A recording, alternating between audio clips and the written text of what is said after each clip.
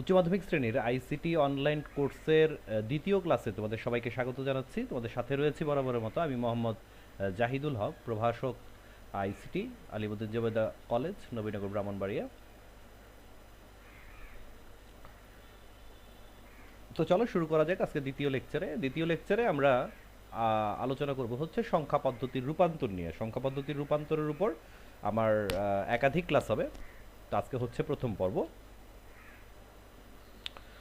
দেখো, আমরা সংখ্যা পদ্ধতির রূপান্তরের জন্য আমরা তিনটা নিয়ম ব্যবহার করে থাকি। এক নম্বর নিয়ম হচ্ছে যে দশমিক হতে অন্য পদ্ধতি। আমরা তো দশমিক তো সবাই চিনি, যে দশমিক থেকে অন্য যে কোনো পদ্ধতিতে রূপান্তরের জন্য এক নম্বর নিয়ম। দুই নম্বর নিয়ম হচ্ছে অন্য পদ্ধতি থেকে আমরা দশমিকে আসব, এটা হচ্ছে আমাদের দ্বিতীয় নিয়ম।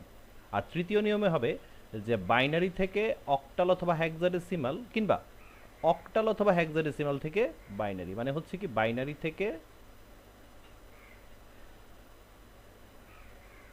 অক্টাল অথবা হেক্সাডেসিমাল। এই যে পারস্পরিক রূপান্তর, একবার বাইনারি থেকে অক্টাল অথবা হেক্সাডেসিমালে যাব, কিংবা অক্টাল অথবা হেক্সাডেসিমাল থেকে বাইনারিতে আসব, এটা হচ্ছে আমাদের তৃতীয় নিয়ম। টোটাল এই তিনটা নিয়ম নিয়ে আমরা কথাবার্তা বলবো। তাহলেই সংখ্যা পদ্ধতির যে বিভিন্ন ধরনের সংখ্যা পদ্ধতি রয়েছে, যেমন দশমিক, হ্যাঁ, দশমিক, বাইনারি, অক্টাল কিংবা হেক্সাডেসিমাল, হ্যাঁ, এই যে চারটা পদ্ধতি আমাদের সামনে রয়েছে, যেটা নাকি প্রথম লেকচারে আমরা ডিসক্রাইব করেছি, পারস্পরিক রূপান্তরগুলো আমরা করে ফেলতে পারবো শুধুমাত্র এই তিনটা নিয়মের মাধ্যমে।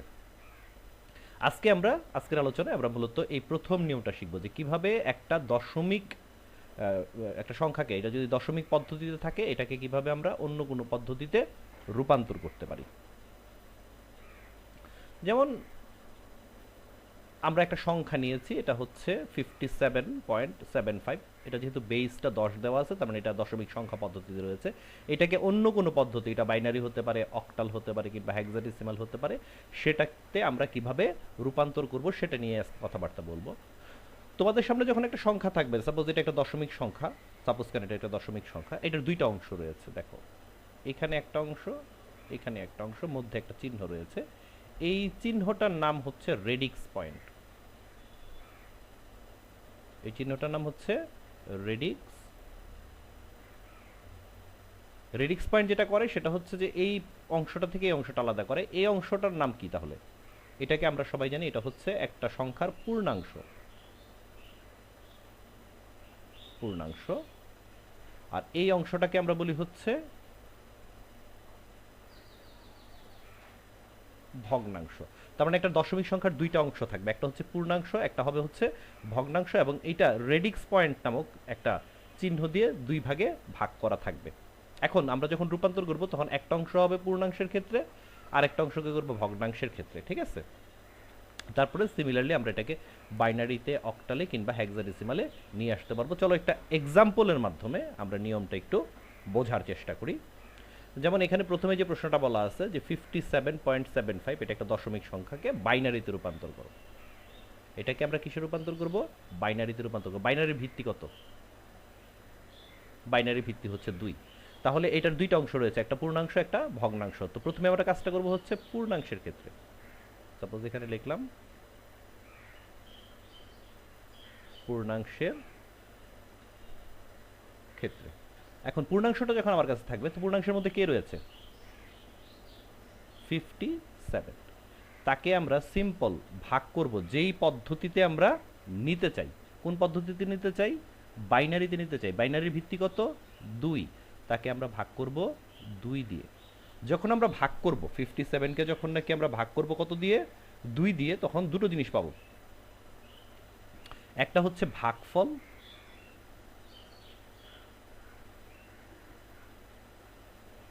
আরেকটা থাকবে হচ্ছে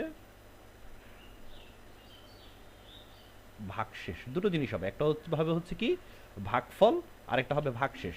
তো 57কে যদি আমরা 2 দিয়ে ভাগ করি, তাহলে আমাদের ভাগফল হবে হচ্ছে 28, আর ভাগশেষ হবে হচ্ছে 1, ঠিক না? এখন এই যে ভাগফলটা আমাদের কাছে আছে,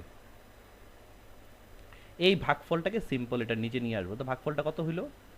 28টাকে নিয়ে আসলাম, এটাকে আবার 2 দিয়ে ভাগ করলাম, তাহলে কত হলো? ভাগফল কত হবে? 14 দুগুণে 28, ঠিক না? ভাগশেষ কত হবে? 0। আবার এই ভাগফলটাকে নিচে নিয়ে আসলাম, একই কাজ বারবার করতে থাকবো, বেস দিয়ে খালি ভাগ করতে থাকবো। 14কে যদি 2 দিয়ে ভাগ করি তাহলে হবে কত? ভাগফল হবে 7, ভাগশেষ কত হবে? 0। আবার 7কে যদি আমরা 2 দিয়ে ভাগ করি তাহলে কত হবে? 3 দুগুণে 6, ভাগশেষ হবে হচ্ছে 1। আবার 3কে নিয়ে আসলাম, 3কে আমরা 2 দিয়ে ভাগ করলাম, তাহলে 2 একে 2, 1। আর ভাগশেষ কত হবে? 1। 3কে 2 দিয়ে ভাগ করলে, এখন এই 1টাকে যদি নিয়ে আসি, এখন 1কে কিন্তু তুমি 2 দিয়ে যদি ভাগ করো, 1কে তুমি ভাগ করলা 2 দিয়ে, তাহলে 2 0 0, এটা ভাগফল। আর এটা কি? তোমার ভাগশেষ। খুব সিম্পল। তাহলে ভাগফল কত? 0। আর ভাগশেষ কত? 1। যখন তুমি দেখবা যে এই ভাগফলের মধ্যে 0 চলে আসছে, তার মানে তোমার পূর্ণাংশের কাজ কমপ্লিট। তোমার পূর্ণাংশের কাজ কমপ্লিট। তাহলে তুমি কি করবে এখন? ভগ্নাংশের ক্ষেত্রে, এটা পূর্ণাংশের ক্ষেত্রে শেষ হলো, তারপরে তুমি শুরু করবে হচ্ছে কি ভগ্নাংশের ক্ষেত্রে। নিচে নিচে লিখবা, আমি পাশাপাশি লিখে রাখতেছি। এটা হচ্ছে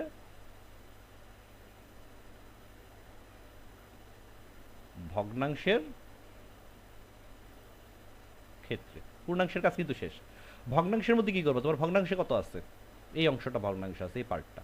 হ্যাঁ, ঠিক আছে, এই পার্টটা তোমার ভগ্নাংশের মধ্যে আছে। এটার মধ্যে কে আছে? 0.75। এটাকে তুমি সাপোজ কি করবা? ওইটাতে ভাগ করছিল 2 দিয়া, যেহেতু তুমি বাইনারিতে নিচ্ছ, এটাকে তুমি করবা হচ্ছে গুণ। কাকে? যেই সংখ্যা পদ্ধতিতে নিতে চাও, তারপর বাইনারিতে নিতে চাচ্ছ, তাহলে এটা দিয়ে গুণ করলা, তো গুণ করলে 0.75। এটাকে তুমি যদি 2 দিয়ে গুণ করো তাহলে তোমার ফলাফল কত আসবে? 1.50, ঠিক না? এখন এই ভগ্নাংশের মধ্যে যে ফলাফলটা পাইছো, খেয়াল করো, শুধুমাত্র ভগ্নাংশটাকে তুমি এই পাশে নিয়ে আসবা। নেওয়ার পরে যদি এইটাকে তুমি 2 দিয়ে গুণ করো তাহলে তুমি কত পাইলাম? 1.00। যখন তোমার এই ভগ্নাংশের মধ্যে 0 চলে আসবে তার মানে অঙ্ক শেষ। এখানে হচ্ছে ভাগফলের মধ্যে 0 চলে আসে মানে অঙ্ক শেষ, মানে গণিত কাজটা শেষ।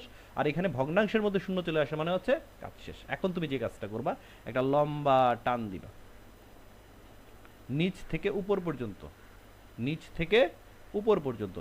নিচের অংশটাকে আমরা বলি হচ্ছে এম এস ডি, আর উপরের অংশটাকে বলি হচ্ছে এল এস ডি। আবার এইখানে কি করবা? উপর থেকে নিচের দিকে দেবা। উপরের অংশটাকে বলবো হচ্ছে আমরা এম এস ডি, আর নিচের অংশটাকে বলবো হচ্ছে এল এস ডি। তাহলে সুতরাং 57 বা রেডিক্স পয়েন্ট 75, এটা কিসে আছে? দশমিকে আছে। এটাকে যদি বাইনারি রূপান্তর করি, এখান থেকে নিচ থেকে দেখা শুরু করবা। কয়টা আছে? 1 2 3টা 1 আছে, 1 2 3টা 1 আছে, 2টা 0 আছে, 2টা 0, লাস্টে একটা 1 আছে, বসাইলা। এখানে রেডিক্স পয়েন্ট দিবা। এখান থেকে পূর্ণাংশগুলা খেয়াল করো, কোনগুলা? পূর্ণাংশগুলা। পূর্ণাংশ কয়টা আছে? উপরে আছে 1, তারপরেও আছে 1, এভাবে একটা ব্র্যাকেট দিব, 2 লিখে দিব। বাস, এটা কিসে রূপান্তর হয়ে গেল? বাইনারিতে রূপান্তর হয়ে গেল। এখন তোমরা বলতে পারো যে স্যার এই এমএসডি মানে কি? এমএসডি কথাটার মানে হচ্ছে এমএসডি, এটার পূর্ণরূপ হচ্ছে মোস্ট সিগনিফিক্যান্ট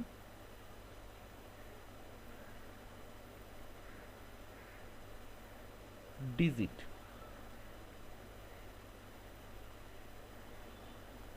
আর এলএসডির পুরো মিনিং হচ্ছে লিস্ট সিগনিফিক্যান্ট ডিজিট। মোস্ট মানে সবচেয়ে, সিগনিফিক্যান্ট মানে দামি, ডিজিট মানে অঙ্ক, লিস্ট মানে সবচেয়ে কম দামি অঙ্ক। সিম্পল। এটা নোট আকারে রেখে দাও, এই অংশটা আমরা নোট আকারে রেখে দিলাম। এটা হচ্ছে আমাদের একটা রাফ। তাহলে এই হলো আমাদের অঙ্কটা। তো আমরা বাইনারিতে রূপান্তর করে দেখলাম। চলো অন্য পদ্ধতিতে একটু দেখি যে এই অঙ্কটাকে আমরা একটু অক্টালে রূপান্তর করার চেষ্টা করি। তাহলে কি হবে? পূর্ণাংশের ক্ষেত্রে সিম্পল, আগের মতোই। পূর্ণাংশের ক্ষেত্রে তো আমার কত রয়েছে এখানে 57 ভাগ কত দিয়ে, যেহেতু অক্টালের বেজ হচ্ছে 8, তার মানে ভাগ করব হচ্ছে 8 দিয়ে। 8-এর নামটা গুনি, 8 একে এটা 8 দুগুণে 16, 5 8 40, 6 8 48, 7 8 56, ভাগশেষ 1। এটা উপরে লিখতে হবে না, ভাগফল ভাগশেষ লিখতে হবে না। এখানে 7 পাইলাম, এই 7কে আমরা এখানে বসায় দিলাম, ভাগ করলাম 8 দিয়ে। এখন 7কে তুমি যদি 8 দিয়ে ভাগ করো তাহলে 8 0 0, তাহলে এখানে আসলো 7, তার মানে এটা হলো ভাগফল আর এটা হলো তোমার কি ভাগশেষ। তাহলে ভাগফল কত 0, ভাগশেষ কত 7। যেহেতু আমরা ভাগফলের মধ্যে 0 পাইয়া ফেলছি, তার মানে এখান পর্যন্ত আমাদের কাজ শেষ। তারপরে রইল কি আমাদের ভগ্নাংশের ক্ষেত্রে, ভগ্নাংশের অংশটা আমরা করব। তো ভগ্নাংশের ক্ষেত্রে কত আসলো এখানে 0.75, সিম্পল। এটাকে গুণ করব হচ্ছে আমরা কত দিয়ে 8 দিয়ে। 0.75কে যদি আমরা 8 দিয়ে গুণ করি তাহলে তো আমাদের ফলাফল চলে আসে কত সরাসরি 6.00। যেহেতু 0 0 সরাসরি চলে আসছে, আমাদের আর নতুন কোনো ধাপের দরকার নাই, এই পর্যন্ত আমাদের হলেই চলবে। তাহলে সুতরাং 5.7.75, এটা যদি একটা দশমিক সংখ্যা হয়ে থাকে, এর অক্টাল মানটা তাহলে কত, এই যে নিচ থেকে উপরে, এটা হচ্ছে MSD, এটা হচ্ছে LSD, আর ওর তো আর কিছু নাই, যেটাই MSD সেটাই LSD, ঠিক না? তাহলে এখানে মানটা হয়ে গেল 7.1, নিচ থেকে উপরে রেডিক্স পয়েন্ট, উপরে শুধুমাত্র এই একটা মানই আছে, একটা ডিজিটই আছে, তার মানে এটা 6। সিম্পল, সে অক্টালে রূপান্তর হয়ে গেল। কাজটা একদম সহজ না? এবার আসো এই সংখ্যাটাকেই আমরা হেক্সাডেসিমালে রূপান্তর করার চেষ্টা করব। তাহলে একই কাজ হবে পূর্ণাংশের ক্ষেত্রে। পূর্ণাংশের ক্ষেত্রে কি রয়েছে এখানে 57, তাকে আমরা কি করব ভাগ করব কত দিয়ে 16 দিয়ে। কেন? কারণ এটা হেক্সাডেসিমাল। এখনো পর্যন্ত কিন্তু সবগুলো দশমিক সংখ্যাকে আমরা ভাগ করতেছি। 57কে যদি আমরা 16 দিয়ে ভাগ করি তাহলে আমাদের ফলাফল আসবে হচ্ছে 3, আর ভাগশেষ কত আসবে 9। এখন এই 3কে আমি এই পাশে নিয়ে আসলাম, 3কে আবার 16 দিয়ে ভাগ করলাম, তাহলে সিম্পল এখানে ভাগশেষ চলে আসবে 0, আর ভাগফল চলে আসবে 0, আর ভাগশেষ চলে আসবে 3। কারণ 3কে তুমি যদি 16 দিয়ে ভাগ করো তাহলে এখানে 16 0, ঠিক না? এখানে 0, তাহলে এখানেও এসে বললো হচ্ছে 0, তাহলে এটা কত ভাগফল হচ্ছে 0 আর ভাগশেষ কত 3। তাহলে সিম্পল আমরা যদি এভাবে টান দিই তাহলে এটা হচ্ছে MSD আর এটা হচ্ছে LSD। এখন রইল কি ভগ্নাংশের ক্ষেত্রে। এখন যদি আমরা এটা ভগ্নাংশের ক্ষেত্রে ব্যবহার করি, একই কাজগুলো আমরা করব আবার। সেটা হচ্ছে 0.75, এটাকে গুণ করব কত দিয়ে 16 দিয়ে আমরা গুণ করলাম, তাহলে ফলাফলটা কত আসবে? ফলাফল আসবে হচ্ছে 12.00। এখন কাহিনীটা কি হইতেছে খেয়াল করো। সুতরাং আমরা কি লিখে ফেলবো 57.75। এইটা যদি হয়ে থাকে কি একটা দশমিক সংখ্যা, আর এখানে তো MSD LSD একটাই রয়ে গেল, ঠিক না? যেটাই MSD সেটাই LSD। তাহলে নিচ থেকে উপর পর্যন্ত 3 9 রেডিক্স পয়েন্ট। এখন 12 মানে কি তোমাদের যদি একটু মনে থাকে, আগে কিন্তু বলছিলাম যে A 10-এর বদলে, B 11, C 12, D 13, E 14 এবং F মানে হচ্ছে 15। এই কথাগুলো কিন্তু গত লেকচারে আমি লিখে দিয়েছিলাম তোমাদেরকে, এই কথাটা একটু মনে রাখার জন্য, ঠিক না? তাহলে 12 মানে কত? 12 মানে হচ্ছে সিম্পল C, তাহলে এখানে বসাই দিলাম C। আর এটা কোন পদ্ধতিতে রূপান্তর হইল? হেক্সাডেসিমালে। তাহলে আজকে আমরা যে জিনিসগুলো একটু দেখলাম, আবার যদি একটু প্রথম থেকে তোমাদের দেখাই দিই যে কিভাবে আমরা একটা দশমিক সংখ্যাকে অন্য কোনো পদ্ধতিতে রূপান্তর করতে পারি। আমরা বাইনারিতে রূপান্তর করলাম, 2 দিয়ে ভাগ করলাম, গুণ করলাম। যদি আমরা অক্টালে রূপান্তর করতে চাই তাহলে 8 দিয়ে ভাগ করব এবং 8 দিয়ে গুণ করব, এবং যদি হেক্সাডেসিমালে রূপান্তর করতে চাই তাহলে কি করব 16 দিয়ে ভাগ করব এবং 16 দিয়ে গুণ করব। আমরা পরবর্তী ক্লাসেও সংখ্যা পদ্ধতির রূপান্তরের দ্বিতীয় নিয়মটা নিয়ে তোমাদের সাথে কথাবার্তা বলবো। আজকে আমি তোমাদেরকে কিছু এক্সাম্পল দিয়ে দিব, এক্সাম্পল না, কিছু এক্সারসাইজ দিয়ে দিব যেগুলো তোমরা একটু রূপান্তর করার চেষ্টা করবা। এই লেকচারের সাথেই আমি তোমাকে দিয়ে দিব। তো কথা হবে পরবর্তী ভিডিওতে, সে পর্যন্ত সবাই ভালো থাকবা। ধন্যবাদ সবাইকে।